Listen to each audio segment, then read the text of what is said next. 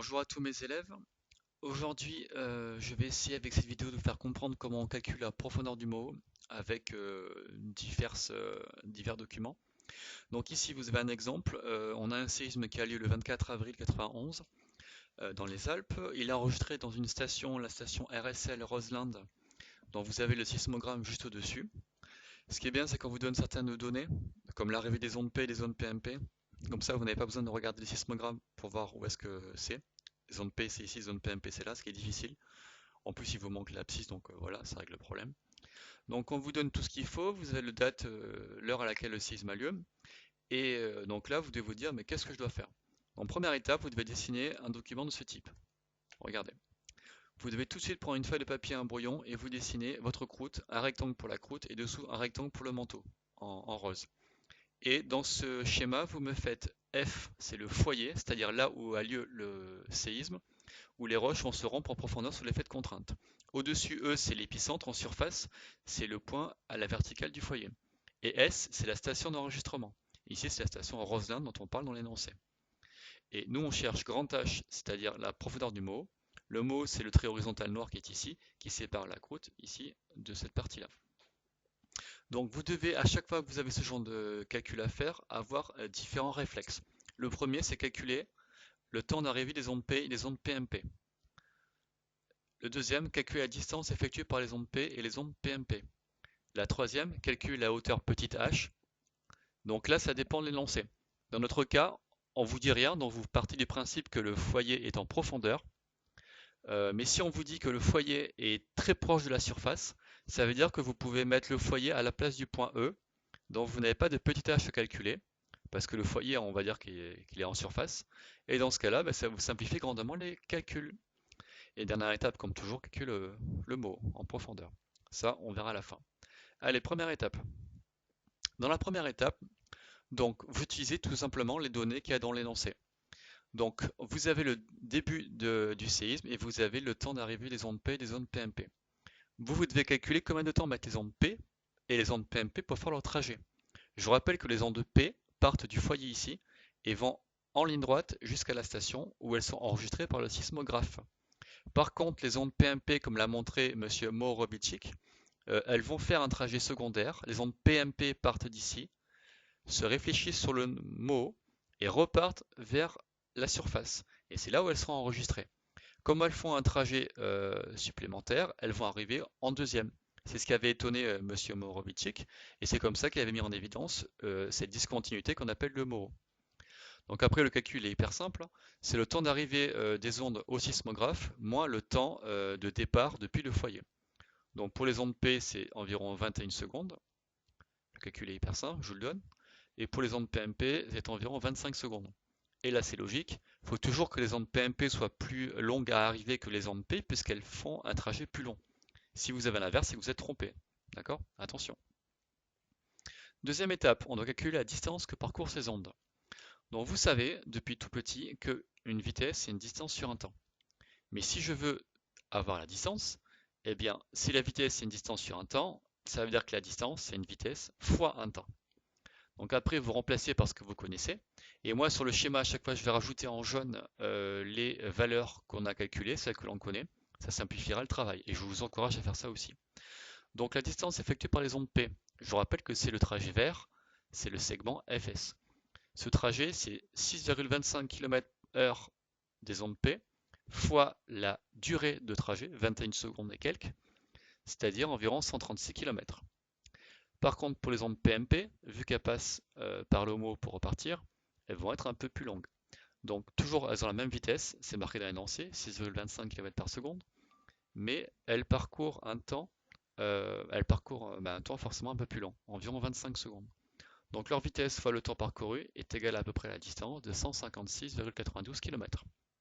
Donc ça, je le rajoute sur le schéma suivant. Vous les avez ici, distance pour les ondes PMP, distance pour les ondes P.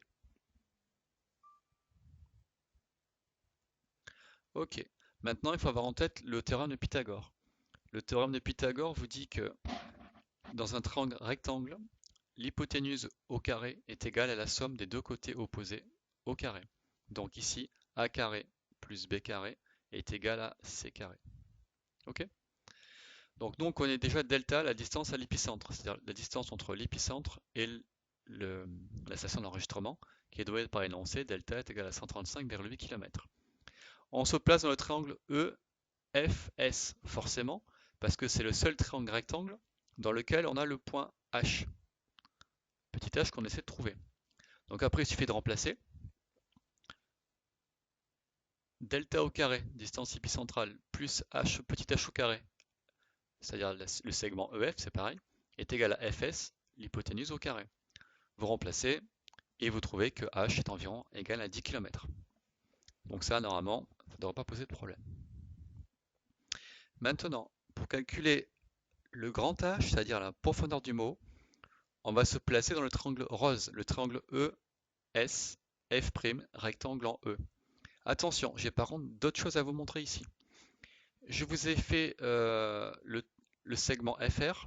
Si vous regardez bien, le point F, c'est le symétrique du point F' par M. D'accord? Et si F' est symétrique de F par M, ça veut dire que le triangle F, F'R est isocèle. Si ce triangle est isocèle, ça veut dire que cette distance-là, FR, est égale à F'R. Et donc, géométriquement, ça veut dire quoi? Ça veut dire aussi que le trajet FRS a la même valeur que le trajet F'RS. Attention, c'est hyper important. Donc ça veut dire qu'en fait, le segment F'S, on le connaît déjà. C'est égal à FRS, c'est-à-dire la distance que parcourent les ondes PMP. Ce trajet-là, hop, hop, hop, hop, c'est égal à ça. Ok? Ensuite, grand H, c'est ça. Mais on le retrouve aussi ici. Grand H est aussi ici. Mais nous, on connaît le point F'. Donc, MF', c'est égal à grand H, auquel on enlève petit h. On sait bien l'avoir en tête. D'accord? Bon, maintenant, vous suivez ce que j'ai marqué, c'est assez simple. Dans le triangle EF'S rectangle en E, EF' au carré plus ES au carré est égal à F'S au carré. Ça, c'est Pythagore. Vous remplacez ce que vous connaissez. Donc, ES au carré, c'est delta au carré. Hein. F'S au carré, c'est la valeur du trajet des ondes PMP, on l'a calculé juste avant. Et par contre, c'est ici où il faut vraiment bien comprendre. EF' au carré, EF' au carré, c'est égal en fait à grand H, plus encore un grand H, auquel on enlève le petit bout ici, qui est petit h. Donc c'est grand H plus grand H, auquel on enlève petit h qui est égal à 10. Donc c'est pour ça que j'ai marqué grand H plus grand H moins 10. Le tout au carré, parce que c'est au carré, c'est Pythagore qui vous le dit. Et une fois que vous avez ça en tête, vous remplacez tout, vous mettez tout du bon côté, vous essayez d'obtenir une équation égale à 0. Donc on obtient 2h moins 10 au carré, moins 6182,25, qui au fait est aussi un carré, est égal à 0. Et quand on a a carré moins b carré, c'est des entiers remarquables, c'est égal à a plus b facteur de a moins b. Donc là, vous allez pouvoir le faire.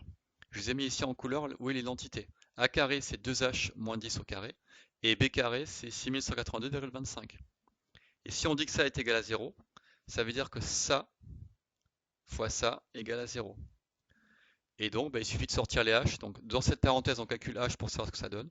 Et dans cette parenthèse, on calcule h pour savoir ce que ça donne. Soit h est égal à cette valeur-là, une valeur négative, ce qui est impossible pour une distance, donc ça, c'est pas à prendre en compte. C'est pas possible. Soit h est égal à une valeur positive. Donc là, on a notre solution. On calcule, ça fait environ h égale 44,3 km. Ainsi, sous les Alpes, le mot est environ à 44,3 km, ce qui est un peu plus profond que la moyenne qui est environ à 30-35 km, mais qui s'explique par le fait qu'on est dans les Alpes. C'est une chaîne de montagnes dont la racine cruciale est assez profonde.